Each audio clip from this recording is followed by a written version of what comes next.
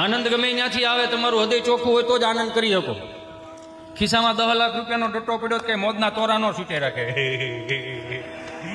એ થઈ રહી તો મોઢું આવડું થઈ જાય. પૈસામાં મજા નથી, તમારા હૃદયના ખૂણામાં ક્યાંક એવી મજા પડે છે. હું કાયમિકને માટે કહું કે 5,000 થી 2,000 નોટની સફર કરી ગયા છે. એ આપણો ખુદનો નિજાનંદ ભૂલી ગયા, આપણું અસ્તિત્વ ભૂલી ગયા, આપણા રીતિ રિવાજો અને પરંપરાઓ ભૂલી ગયા. એને તાજું કરાવવા માટે એ સંતાળાયો. ઉભારીઓ ધીમે ધીમે એમ કટકે કટકે તાળીઓની મને વ્યવસ્થા નહીં થાય, એટલે ઘડી ખમો અને મારા તાળીઓનો વગાડો જ કાંઈ નહીં. પણ એક જ વસ્તુ કરવાની, શું ખબર, આમ પથું જેમ હદડ નહીં બેહતા, શરીરને થોડુંક મોકળો મૂકી દો, આનંદ આવશે. સમજ્યા? મજા તમારા હૃદયના ખૂણા પડી છે. હિતે સંટાળામાં મજા નથી. એ તો જેથી તેથી 160 ભાવની ત્રાંબન લોટીમાં હરિદ્વારમાં ગડગડતો જવાનો છે. મજા કરો. ઘડી પલકી ખબર નહીં કલકી કરે બાત, જીવ માથે જમડા ફરે જેમ તેતર માથે બાત. દાંત કાઢવા એ પોઝિટિવિટીનો સ્ત્રોત છે. 9 રસની અંદર ભગવાને એક હાસ્ય રસ ઉમેર્યો. એમાં હું કેટલો ભાગ્યશાળી કે આવડી મોટી મેદનીમાં મને ભગવાને કંઈક આપ્યું અને એ હું તમને આપું છું. અને મનમાં છે ને હું તમને 2 હાથ જોડીને પ્રાર્થના કરું કે હું આવી રીતે તમને આમ આશીર્વાદ ન આપી શકું. એ મારા કોઈ કર્મની તેવડ નથી મારી પાસે કોઈ એવું મહામંત્ર હું તમને આમ કરું તો નિર્મળ બાબાને જેમ તમે બધા સુખી થઈ જાવ એવું આપણી પાસે કાંઈ નહીં. તો સમજ્યા? આપણી પાસે એવું કાંઈ છે નહીં. પણ આપણી પાસે એક વસ્તુ છે, એ છે અનુભવ. આ સંતોની હાજરીમાં કહ્યું અનુભવ એટલે કે જ્યાં સુધી કલાક, અડધી કલાક, 1.5 કલાક, 2 કલાક, 3 કલાક સુધી તમે અહીંયા હામાં આપણે બધા બેઠા છીએ, તમારી પાસે આધિ વ્યાધિ ઉપાધિ ડિપ્રેશન ટેન્શન જે કાંઈ હોય ને એ કલાક, 1.5 કલાક, 2 કલાક માટે મને આપી દો. આઈ પ્રોમિસ યુ, જ્યાં સુધી અંટાળો જીવતો છે ને ત્યાં સુધી તમારા જીવનમાં કંટાળો નહીં આવવાનો. એ મહેનત મારી રહે. મજા કરો ને મારો બાપ, આવું સારું આખું મળ્યું છે. ફૂંકાઈ ગયેલ કાચરી જેવા મોઢા લઈને ગયો, મોજ કરો ને મારો બાપ. રામના રાહ છે, ભોગવો ને યાર. લે રખડી લીધા જેવું છે. લ્યો 40 વર્ષ પેલા અહીંયા આપણે નોયમું ભરવા આવતા છે, આપણા વડીલોને પૂછજો તો આવું કઈ વ્યવસ્થા નામે કઈ હતું ખરું? આ બધાના તપ પાક્યા. રામના રાજ હવે આવ્યા મારો બાપ. લે રખડી લ્યો. પોઝિટિવિટીનો સ્ત્રોત છે, નેગેટિવિટીનો સ્ત્રોત નથી. અહીંથી કલાક, 1.5 કલાક મારો વારો આવે ત્યાં સુધી બોલું તમને કઈક એવી આમાં મગજમાં મારા વાતની કોઈ પણ પીન ચોટી જાય. સવારે બ્રશ કરતા હો, સ્નાન કરતા હો, ભાખરી ખાતા હો, કદાચ માળાઈ ફેરવતા હો અને વિચારવામાં મારી કોઈ પણ વાત યાદ આવી જાય ને હિતે સંટાળનો ચહેરો મગજમાં ચડે, ખાલી એટલું થઈ જાય માળા ફેરવતા ગમે એમ. એટલું ઠહકલામાં જો હું ઠહકલું કાઢું તોય તમને દાંત આવે છે, તો ચહેરા ઉપર સ્માઇલ રાખો, જિંદગી કેટલી મસ્ત લાગે યાર. મુસ્કુરાતે રહો, આપ વડતાલ ધામ में है. દાંત કાઢતા શીખી જાઓ ભાઈ, હાથ કાઢો નહીં. અમે આ તો હવે આ જોઈએ તો બહુ સારું થઈ ગયું. અમે જે ભણવા ગયા ને એવું તો આ મારી હારેથ ના છે બધે ભણ્યા દે છે, પણ અમે ભણ્યા આખું અલગ ભણ્યા. અમે સોમવારે તમને કહું સાહેબ હવેડેથી પાણી લઈને ઝાડવા પાણી પાવાનો વારો હતો, મંગળવારે ફળિયું સાફ કરવાનો વારો, બુધવારે સાહેબની ઘરે ધૂંઝાળા કરવા જવાનો વારો.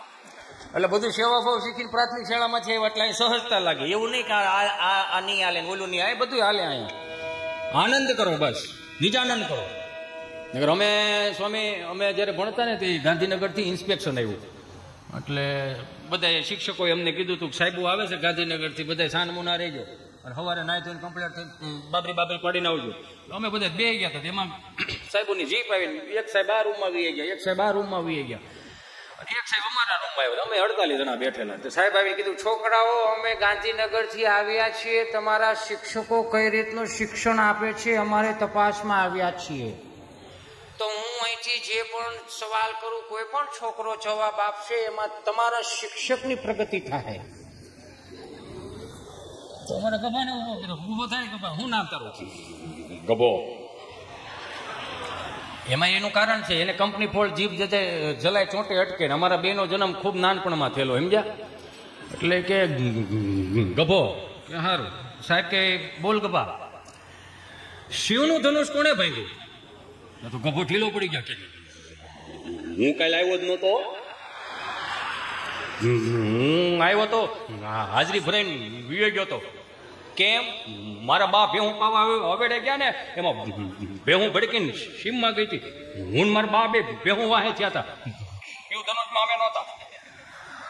તો કે તને નથી ખબર? નહીં. તો બે બીજાને ઉભો કર્યો, તું ઉભો થા. શિવનું ધનુષ કોને ભાંગ્યું? તી તો રોવા ગયો શેડાળ્યું ના. તને નથી ખબર? નહીં, બે જા. તું શિક્ષકને ઉભા કર્યા. તમે શું કરો છો? છોકરાઓને ખબર નથી શિવનું ધનુષ કોને ભાંગ્યું? શું કરો છો તમે? વર્ગ શિક્ષકે તમને કોઈ ગલોફામ પૂછાલા છે કે સાહેબ જો તમને કહું ને 40 વર્ષથી પ્રાથમિક નોકરી કરું સમજ્યા, અને બાપુજી કાકા નાખું 3 પેઢીઓ અમારી પાસે ઘણી. એ બહુ બિચારા હુવાળા છોકરાઓ બધા, એના બાપાને બધા બહુ એકે ભાંગતોડ વાળા સાંભળતોડ નહોતા. આ પરિવાર થોડી સાંભળતોડ વાળી હોય. તો તમને નથી ખબર છે એનું ધનુષ કોને ભાગ્યું? ખબર જ મને કેવો વાંધો હું. ઈ ગયા વળી આચાર્ય સાહેબ પાસે, હેડમાસ્ટર પાસે. હેડમાસ્ટરને કીધું કે છોકરાઓને નથી ખબર શિવનું ધનુષ કોને ભાંગ્યું, વર્ગ શિક્ષકને નથી ખબર શિવનું ધનુષ કોને ભાંગ્યું, તો તમે શું કરો છો? હું કરો છો એવું કીધું તો હેડમાસ્ટર કહે કે હું તો વિચાર કરું. કે હું વિચાર કરું? હું વિચાર એ કરું અમારું ગામ નાનું, નિહાલ નાની, શિવનું ધનુષ આ લાવ્યું કોણ? આવડી મોટી ઘટના અહીંયા ખબર નહીં, તમને ગાંધીનગર ખબર પડી ગઈ. બહુ કેવાય. સરપંચ પાસે ગયા, સરપંચને કીધું ગગલાવ્યા ઘડી કે 15મી ઓગસ્ટ અને 26મી જાન્યુઆરી ખાલી હું તમે ધ્વજવંદન માટે જાઓ, નિહાળ ધ્યાન નથી દેતા. સરપંચ કહે કે શું થયું? એ કે શિવનું ધનુષ ભાંગ્યું કોઈને ખબર નથી.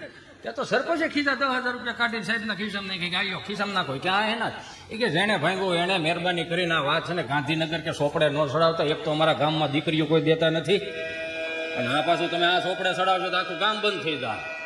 બીજા 5,000 રૂપિયા ખિસ્સામાં નાખ્યા. આ હેના છે કે આ 5,000 એના છે. શિવ ધનુષના કટકા મળે મને આપ્યું, હું વાડિયા દાટિયા બાકી કોઈ કેવું નથી શિવનું ધનુષ અહીંયા ભાંગ્યું એમ.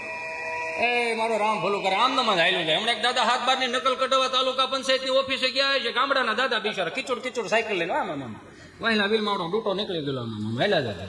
એમ તાલુકા પંચાયતની ઓફિસે પૂગત આવી દિવાલ હતી, તો દિવાલે સાયકલ ઠેરાવી. ઠેરા બબુ એ ગૂગલનો શબ્દ નથી, સ્ટેન્ડને ઘોડી ને આડી જ મૂકી પડે.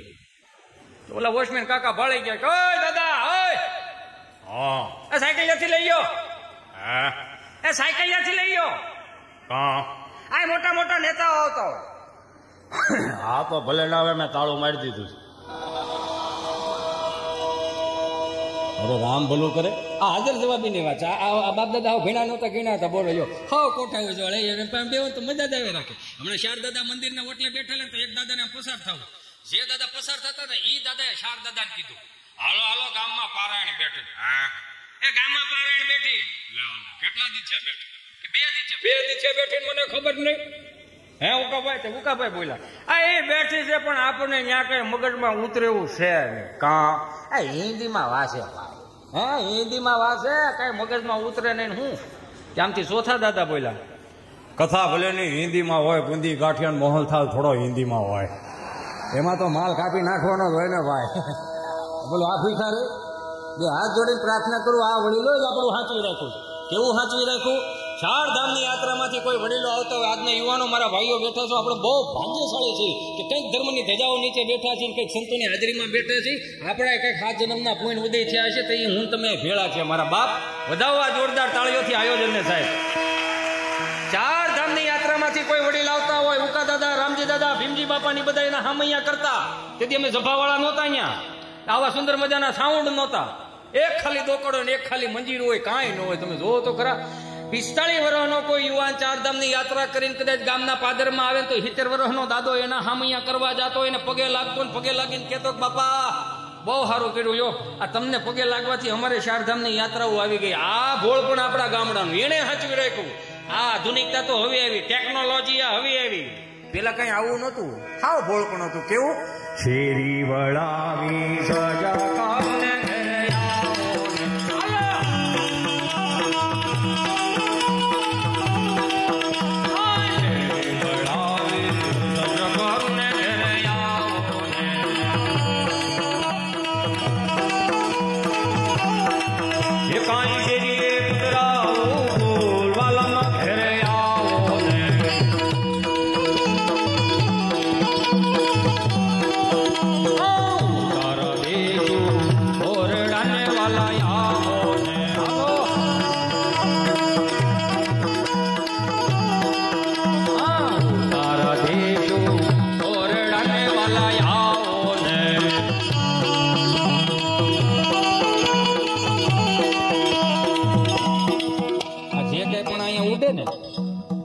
અમારે કોઈને કઈ લઈને જ જવા પડે.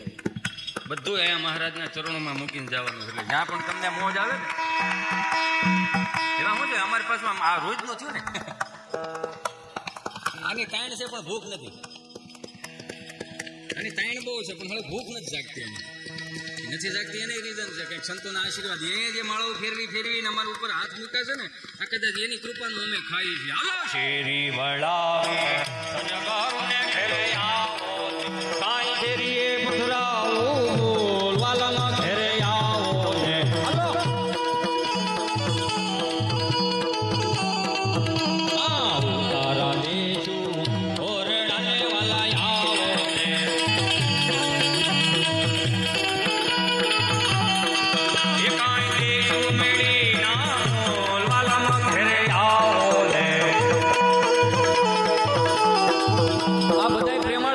હાજરીમાં કહું, અહીં લાખો લોકો બેઠા છો, લાઈવમાં જોતા હશે, બધાને કહું કે મારા બાપ ગામના પાદરની ધૂળમાં જે આપણા વડીલો આલોટીને દેવ થઈ ગયા છે ને એ ભૂમિને હાંચવી રાખજો, એ શબ્દોને હાંચવી રાખજો, એ પરંપરાઓને રીતિ રિવાજોને હાંચવી રાખજો. આ તો અહીંયા કેટલાય સંતો બેઠા છે, મને બહુ નજીકથી પ્રેમ કરે છે, આજ મને હરખ છે. જો મારો ભૂતકાળ બહુ ખરાબ થઈ ગયા, આ મારા ભૂતકાળમાંથી હું કંઈક શીખીને તમારી પાસે લાવું. આપણે હાવ કળતર હતા, જો માણસો ઉછીને આપે નહીં એવા, પણ કાંઈક પ્રેમ આ સંતોના આશીર્વાદથી કાંઈક જગ્યા ત્યાંથી હવાર. હું એમ કહું છું કે 5-15 દી આપણે ગામડે જાવ ને તો ગામડાને ગામડું રહેવા દેજો. બે હાથ જોડીને પ્રાર્થના કરું, આ મહાનગરની હવા તમે ગામડામાં ના લગાડો. 5-15 દી માણા કોઈ બીમાર હોય ને ગામડાની હવા લાગે તો તાજો થઈ જાય, તો હાજો થઈ જાય વગર દવાય. ઈ મહાનગરની હવાને ગામડા ન તોલો મારા બાપ. 5-15 દી આવો છો, હાથ જોડીને પ્રાર્થના કરો. આપણા બાપુજીનો હાથ બાર છે, આપણું એટલે આપણે જ જાવ ને, પણ બે હાથ જોડીને એક બીજી પ્રાર્થના કરું. હું એમ કહું છું હવારે વાડીએ ન હોય એટલે રાત્રે વાડીએ શું કરતા છે આવડા? પાવર તો રાત્રે આવેલા, પાવર રાત્રે હોતા આવે. બે હાથ જોડીને સાત્વિકતામાં મને તમને મોટા કર્યા છે. માનવ દેહને સુધારવા માટે, માણસને ઈશ્વર મળી રહે એ માટે, માણસને નર નારાયણ મળી રહે એ માટે આજે આ શિક્ષાપત્રી ઈશ્વરે લખી હતી, મારીને તમારી હાટ હતી. વિચાર કરો, 4 વેદ મગજમાં ન ઉતરે તો ઉપનિષદોમાં આવે, ઉપનિષદો મગજમાં ન આવે તો શાસ્ત્રોમાં આવે, શાસ્ત્રો મગજના ન ઉતરે તો નીતિ શતકો, વૈરાગ્ય શતકો ઘણું લખાણું, એ બધોયનો નિચોડ જો આપ્યો તો શિક્ષાપત્રીમાં આપ્યો. ભગવાને વચન આપ્યું કે આ શિક્ષાપત્રીને જે અનુસરીને જે જીવન જીવશે એને ક્યારે રતિ ભારે દુઃખ નહીં થવા દે. શિક્ષાપત્રી 200 વર્ષ પહેલા લખાણી, હાલો હું માનું છું, 200 વર્ષ પહેલા તો શું હતું? તો ત્યાં હતું આપણા બાપ દાદાના ગામડાના ધર્મો. ભગવાન સ્વામિનારાયણ આવીને આ ઉજાગર કર્યું કે ગામડું આવું હતું. કેટલા ભાગ્યશાળી! આમ જો ભગવાન કૃષ્ણે જન્મ બારા લીધા, વિહામો ગુજરાતમાં લીધો. ભગવાન શ્રી સ્વામિનારાયણ જન્મ બારા લીધા, વિહામો ગુજરાતમાં લીધો. અખિલ બ્રહ્માંડનો માલિક સિદ્ધેશ્વર મહાદેવ, પેલું જ્યોતિર્લિંગ ગુજરાતમાં, એટલે મહાદેવે ગુજરાતી જ હતા. યો એ તો કોઈ સાબિત નથી કરી કોઈ, મને એકને જ ખબર છે. એટલે મારા બાપ બહુ ભાગ્યશાળી છે. હારી પરંપરામાં હું તમે મોટા થયા છે, સનાતન સંસ્કૃતિમાં હું તમે મોટા થયા છે. એવી ગામડાની આ પરંપરા. ઉકા દાદા, રામજી દાદા જયારે પછી એક કડી કાયમ લાગે. જો આજની તારીખની અંદર આ મોબાઈલના યુગની અંદર કોઈ પણ તમને કહો કંકોત્રી મોકલવી એટલે વોટ્સઅપમાં તમે કંકોત્રી મોકલી દો અને એમાં નીચે લખવું પડે આ કંકોત્રી મળી જાય એટલે ઓકે લખજો ને. આપણે ઓકે લખીને તડીંગનારાનો મેસેજ આવે, પણ ફિલિંગ થાય ખરી? ન આવે. એ તો કોકની ત્યાં રાત દૂધ લઈને કંકોત્રી દેવા ગયા હોય, બપોરના 11:30 વાગ્યા હોય, ચા પાણી પીને પછી કોકને એમ કે ગાલ્યો બાપા તમારે કંકોત્રી અને લગ્નમાં બધાને આવવાનું છે, મારી બેઠે બાપા 20 જણા છે આખો ઘર. તમે કેમ અહીંયા એના મુઠ્ઠી જેટલા ફળિયામાં હસવા હો, પણ જે પ્રતિનિધિ તરીકે આવ્યો ને એ કે તારા દેશ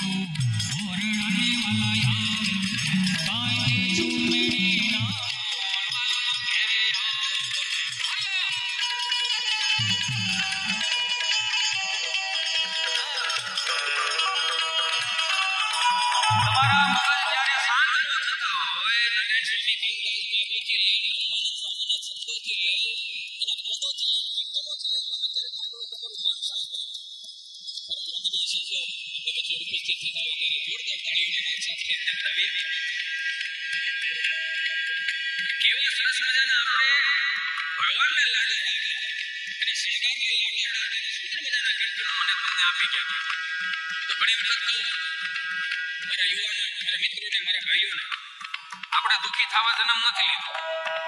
બ્રિજરાજભાઈ આપણે વચ્ચે ઉપસ્થિત હોય ત્યારે જોરદાર તાળીઓના નાદ સાથે વધાવીએ. દેશ વિદેશમાં જઈ આપણી ભાતીગણ સંસ્કૃતિની વાતો, એના ગીતો લઈ પધારો પધારો પધારો.